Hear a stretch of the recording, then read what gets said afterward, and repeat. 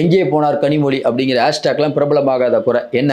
ஏற்கனவே உஜ்ஜயினி மேட்டருக்கும் மணிப்பூர் மேட்டருக்கும் கலாச்சத்திரா மேட்டருக்கும் இப்போ கனிமொழி அவர்கள் குரல் கொடுத்தாங்க.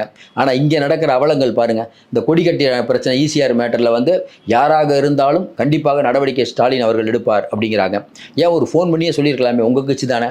அப்போ ட்விட்டரில் போடுறீங்கன்னா தலைமைக்கும் உங்களுக்குமான இடைவெளி எப்படி இருக்குன்னு நம்மளால் புரிஞ்சுக்க முடியுது. இன்னும் குறிப்பாக பார்த்தீங்கன்னா பெண்களுக்கு சொத்தில் பங்கு உண்டு அப்படின்னு சொன்னவர் கலைஞர். ஆனால் இன்னைக்கு கலைஞர் குடும்பத்தில் இன்னைக்கு ஸ்டாலின், அவங்க பையன் உதயநிதி துணை முதல்வர் பேரம் வரைக்கும் வந்துட்டார். ஆனால் நீ கனிமொழி எங்கே? ஒரே ஒரு எம்பியாக தூத்துக்குடியில் இருக்காங்க. ஆதரவாளர்கள் அப்படிங்கிறவங்க யாரும் இல்லாத நிலை. கனிமொழி புறக்கணிக்கப்படுகிறார்னா கண்டிப்பாக புறக்கணிக்கப்படுகிறார். வாயுள்ள பிள்ளை தான் பிழைக்கும். இவங்க அமைதியாக இருந்தால் இவர் ஓரங்கட்டப்படுவார். சரி, இதாவது அவங்க சொந்த பிரச்சனை. ஆனால் இன்றைக்கி தமிழகத்தில் நடக்கக்கூடிய பிரச்சனை என்ன? கர்ப்பிணி பெண்ணுக்கு பிரச்சனை. நேற்று பார்த்தா இன்னொரு பெண்ணுக்கு ரயிலில் பிரச்சனை. அதையும் தாண்டி இந்த பக்கம் பார்த்தீங்கன்னா ஈசிஆர் பிரச்சனை, ஏற்கனவே போச்சாமல்லியில் பிரச்சனை. இப்படி பல பிரச்சனைகள் இருந்தாலும் கனிமொழி அவர்கள் குரல் கொடுக்க விடவில்லை அப்படிங்கிற ஒரு ஆதங்கம் இருக்குது.